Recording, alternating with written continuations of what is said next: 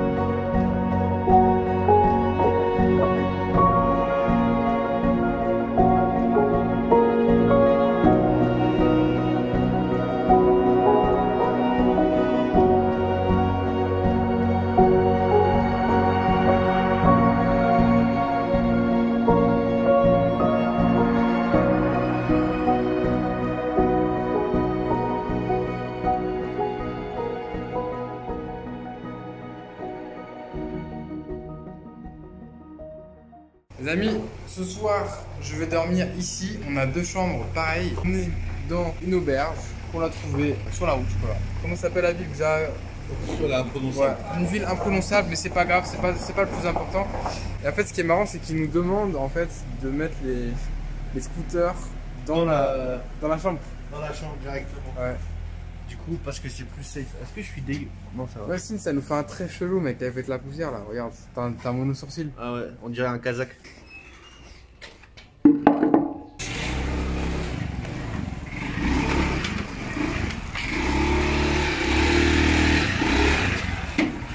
On est fou, on est fou.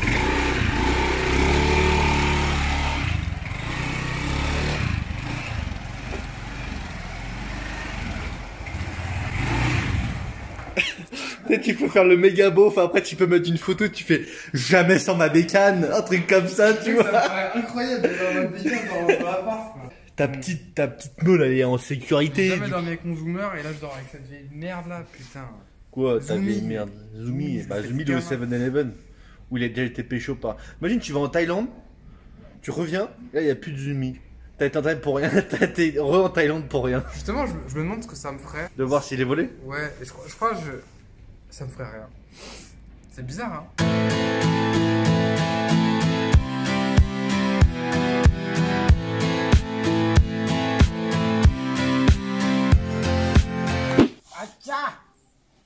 Oh bah Enzo il est encore crevé. Welcome to my life. Tu regardes, c'est Hallyday. Et après, en fait, le refrain c'est Welcome to my life. C'est ma chanson préférée quand j'étais petit. Bah ouais, là ça correspond ça parfaitement. correspond, ouais. Tu pourras jamais la mettre à cause des droits d'auteur.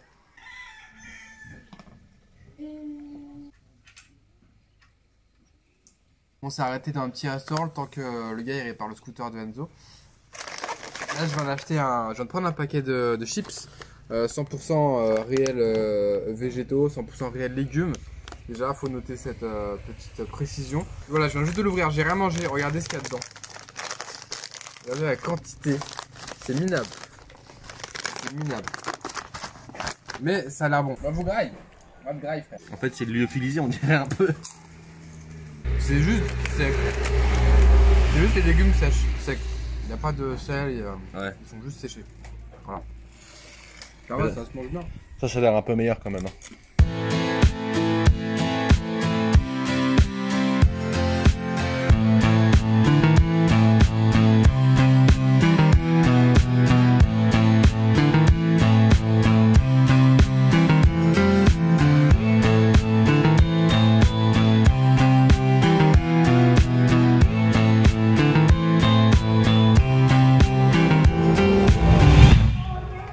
Bon les amis, nous sommes arrivés à Phong Sa-Ly, c'est la dernière ville en fait, c'est la ville qu'on voulait atteindre qui est tout au nord du Laos. On est à 50 km du Vietnam, on est à 20 km de la Chine, on est dans une région qui est assez agricole, ils font du thé. On va essayer de voir ça demain et puis après on va repartir à Vientiane.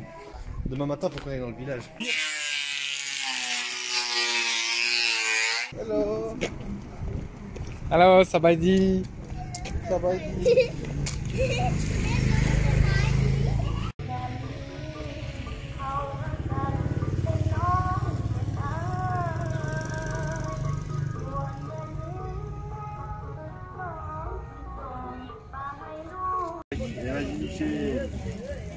Ok, comme ça. Bon les amis, on est au centre-ville de Phong Sa-Ly. Regardez la vue qu'on a déjà, c'est assez balèze. Il y a un petit lac avec des petites plantations là. Et puis, j'ai trouvé un petit resto. On va manger ça avec Lucien. Lucien il a trop faim. Donc là, ils ont commencé par mettre le petit bout de gras là pour faire office de beurre. Je pense que c'est pour ça que j'avançais pas bien hier. Ouais, peut-être. Ouais. J'ai dû rouler un bout de temps avec alors. C'est incroyable comment t'as pu ne pas t'en rendre compte. Ouais. Parce que c'est l'avant mec. Ah ouais, on s'en rend moins compte. Un petit peu moins ouais. Bon bah on a la 3e crevaison du voyage. Encore combien je ne sais pas, j'espère que c'est la dernière. En fait qu'il est dégonflé, je sais pas. Ouais je pense qu'il est crevé, ça se dégonfle pas comme ça tout seul. Hein. Ouais. C'est marrant, c'est vraiment vide hein, à l'intérieur. Là on sent juste la cage du pneu. À l'intérieur c'est vide. Les amis, on est tout au nord du Laos, on est à Phong Sa-Ly et maintenant on va entamer notre retour direction Vientiane. En attendant, ce matin on va aller voir une exploitation de thé et c'est des arbres qui ont plus de 400 ans. Et donc pour avoir plus de détails sur ça, je vous invite à aller voir la vidéo d'Enzo, il a fait une vidéo dédiée. Et puis voilà, c'est parti. Mec, on a 9 kilos de thé. On a 9 kilos de thé. Abusé. En plus quand on l'a pris, je pensais pas que ça faisait autant de volume, ouais. 9 kilos, tu vois.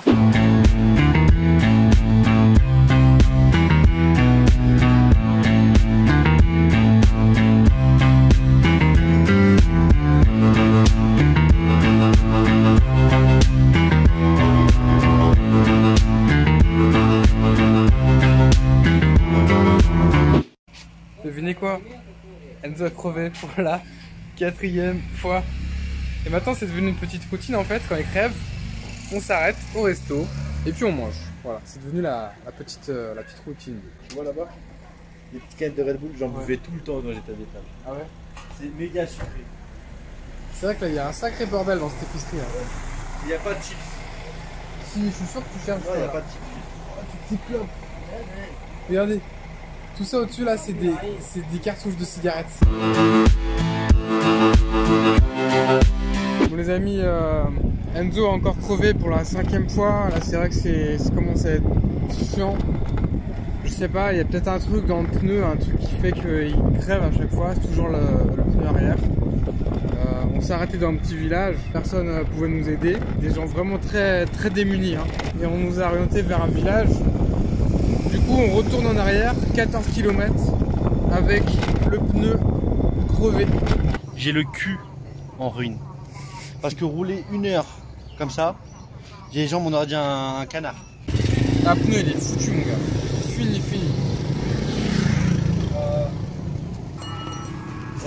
dirait mes pantalons carrément. On peut dire qu'elle a eu un bon vécu. Je trouve qu'il y avait un clou depuis le début. Bon, regarde, on a défoncé. Terminé.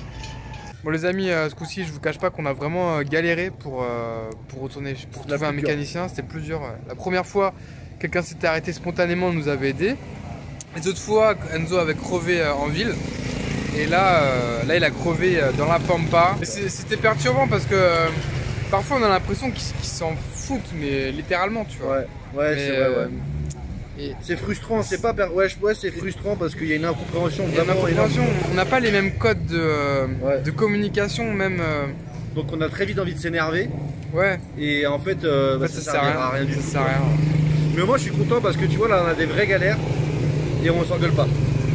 Et ça pourrait être le cas. Très honnêtement.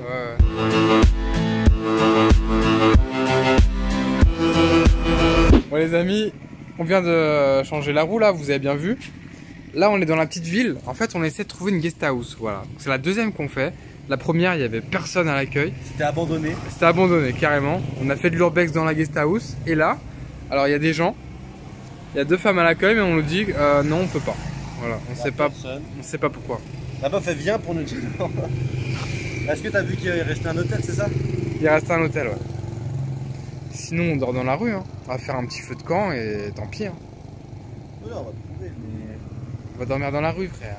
Dans la Eh, rue. dans la rue, d'abord on mange alors. Troisième guest house.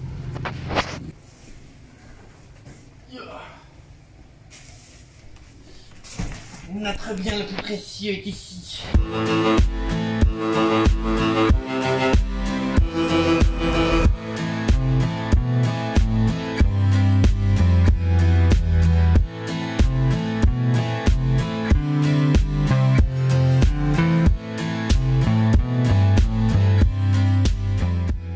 Depuis ce matin, avec Michel, là, on roule depuis... J'arrive plus à parler, putain. C'est frigorifié. Il est trop froid. On a commencé à rouler à 6h40 et en fait la météo n'est pas, la température n'est pas du tout la même. Il fait très froid, humide, si vous avez vu le brouillard. Et en fait là on vient de s'arrêter. Pourquoi? Parce que derrière nous, en fait on a passé le brouillard et on est au-dessus de la mer de nuages. C'est ça, on est au-dessus de la mer de nuages. Ne serait-ce pas le bon moment pour faire voler le drone?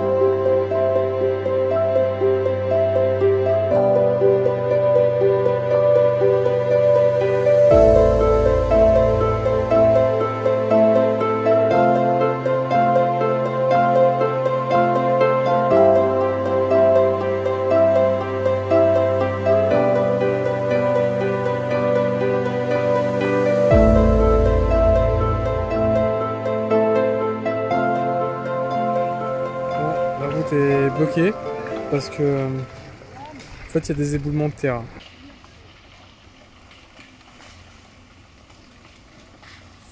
Bon les amis, ça doit faire 20 minutes qu'on attend. En fait la route est barrée parce que il y a des éboulis. Regardez derrière moi. Donc je sais pas ce qu'ils sont en train de faire. Il y a un chantier en cours là-haut et en fait toute la terre descend et encombre la route. Du coup on attend tranquillement. Je sais pas pour combien de temps encore. Bon, on a décidé de faire demi-tour, de pas attendre parce qu'en fait on a demandé aux gens, ils nous ont dit que ça allait durer 4 heures. 4 heures comme ça. Et bon, on n'a pas envie d'attendre 4 heures. Pour préciser, on a commencé à 6 heures du matin aujourd'hui. Donc voilà, je pense qu'on va finir pendant la nuit. Ça va être dur, ça va être très dur.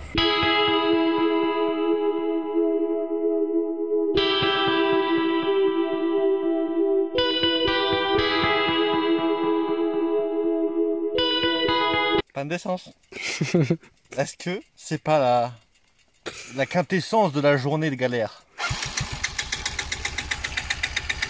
J'aurais dû filmer depuis le début de la journée pour que vous compreniez. En fait, on s'est planté plusieurs fois de route. Bon, ça nous a rajouté 100 km. Après, avec les boulis, là, ça nous a rajouté encore 100 km de détour et pas des plus belles routes. Et là, on était dans le début du détour et Enzo tombe en panne d'essence. Voilà. Vas-y, Jean-Mich.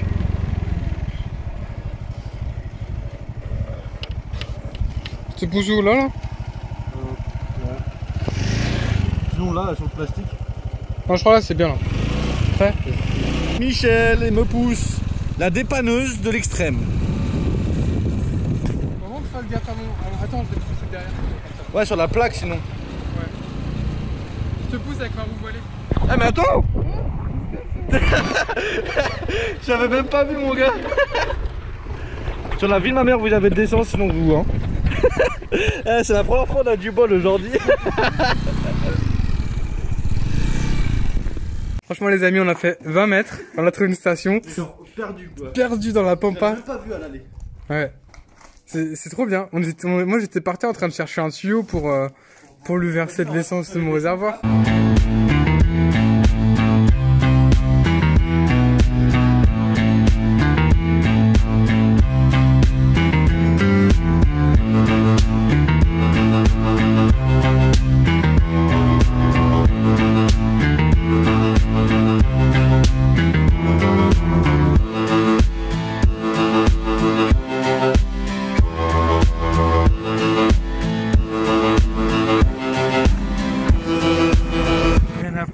Il y en a encore.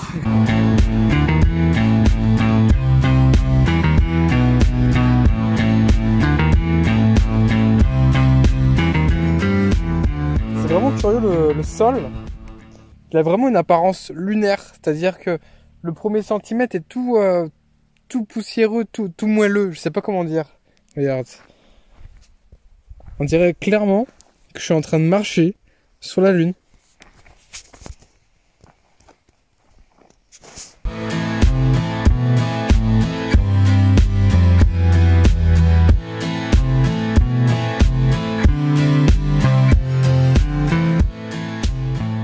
Bon les amis, les aventures continuent, ça s'enchaîne, ça ne s'arrête plus. On a pris cette route là, toute sableuse, vous pouvez voir à nos corps. Regarde, attends. Des vrais Babylone. Comme on aurait pu imaginer, le sable c'est mis dans le filtre à air. En fait, vous avez vu le sable, comment il est très volatile. Ouais.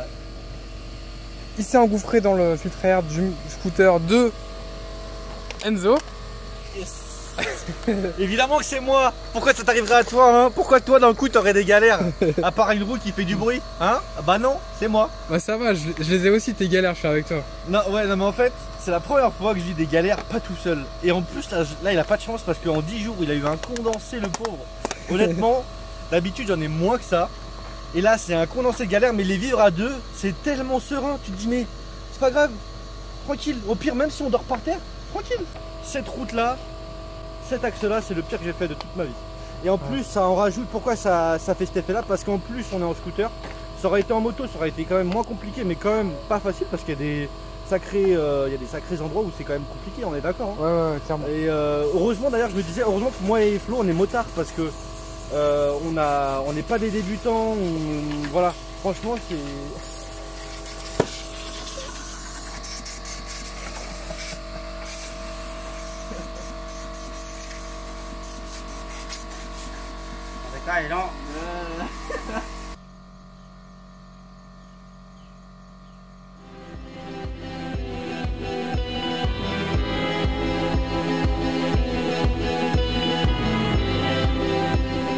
Bon les amis, on pensait que la journée allait s'arrêter là, mais on enchaîne les galères là. En fait, t'as le filtre à air qui est bouché de poussière et le scooter n'a plus du tout d'énergie, il veut rien savoir, il veut rien faire. Et moi, regardez, j'ai pas de lumière, il commence à faire nuit, on est vraiment au milieu de rien du tout. Franchement, là on avance, mais je sais pas du tout comment ça va se passer.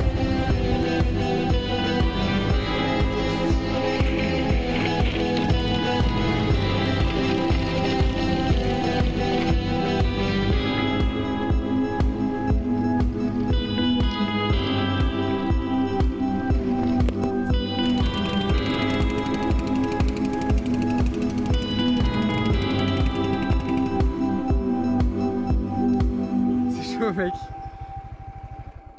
là faut qu'on trouve un spot pour dormir. Hein. Faut qu'on attende une voiture. Et puis y a plus mec, y a plus. À cette heure-ci y a plus rien. On sait jamais hein.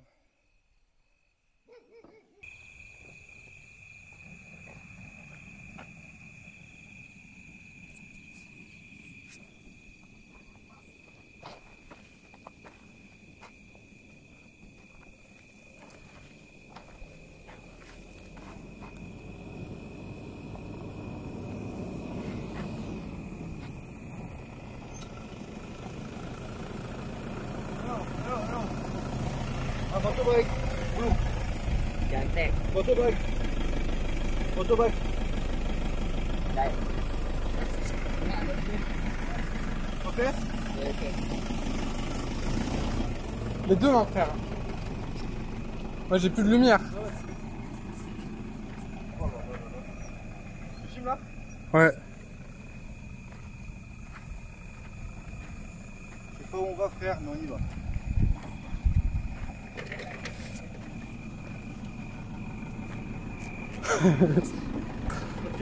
Capchai. Bon là on voit plus rien, il n'y a plus de lumière, on est dans le noir complet.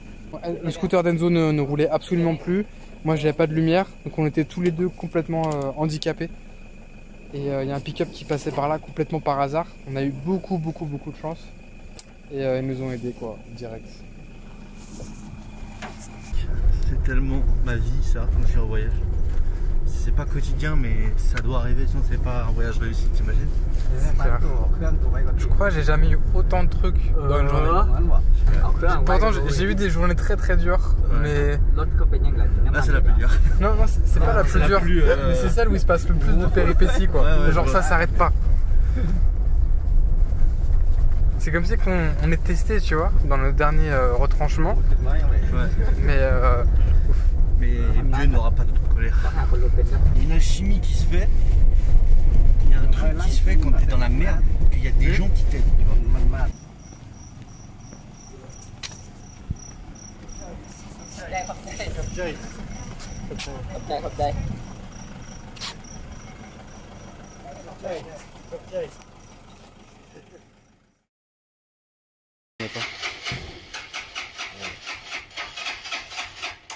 Ça me coûtait plus cher ça non?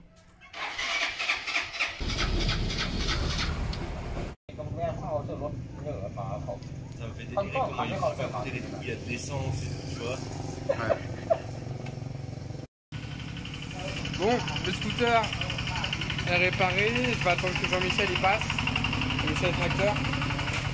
C'était la bougie plus le filtre à air qui était encrassé, ça faisait un double symptôme qui était à peu près difficile à estimer. Mais dans tous les cas, c'est bon, c'est fait, c'est réparé.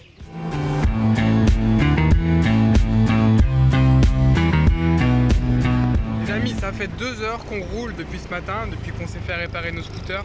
Et on vient de s'apercevoir qu'on a tourné en rond. Au sens propre du terme, on a vraiment tourné en rond. On est revenu dans le même village, exactement le même village. Il n'y a qu'une seule route, on l'a suivie, on n'a pas trop réfléchi. Et en fait, on a tourné en rond. On est revenu au même village. C'est un truc de malade. Quand je pensais qu'on avait fait le tour de tous les problèmes possibles à 2 roues, et ben en fait non. Mine de rien, on n'apprend pas de nos erreurs, hein, parce qu'on s'est trompé hier pas mal de fois dans l'itinéraire. Et là, on s'est encore trompé. Donc, il va falloir qu'on soit beaucoup plus attentif sur ça par la suite.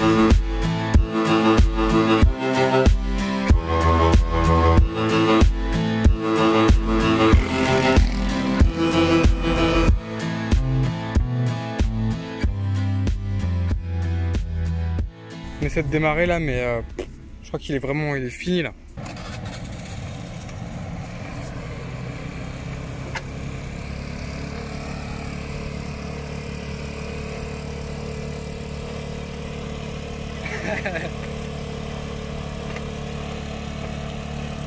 Ça marche. Wouh.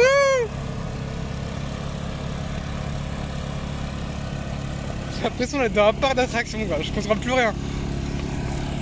Allez, Jean-Mich.